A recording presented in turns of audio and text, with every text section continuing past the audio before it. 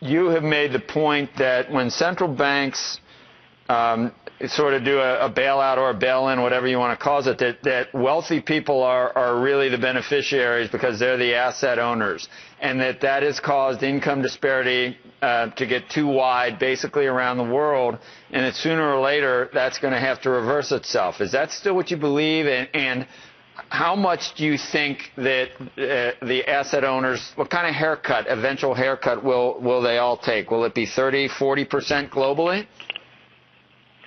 Well, I think I've been thinking about this extensively. I think if you have all your money in the bank, eventually you may lose like 40, 50% or 60%, depending on the quality of the bank and how you hold your deposit. You understand? If you hold, say, a deposit in Singapore dollars, I think that Singapore dollar deposit is relatively safe. But if you hold a US dollar deposit in a Singapore bank, they place it in the interbank market, and that deposit may not be safe. So it will also become an issue, how do you hold cash with the banks?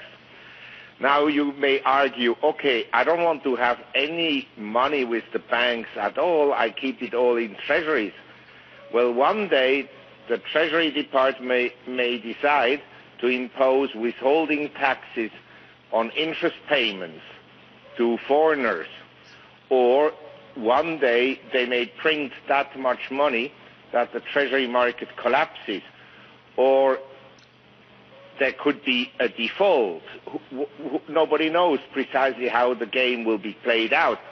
But in general, I believe that well-to-do people that benefited from the money printing essentially and the easy monetary policies since the early 1980s, that they will have to give back some of their money, either through taxation or through revolution or through expropriation.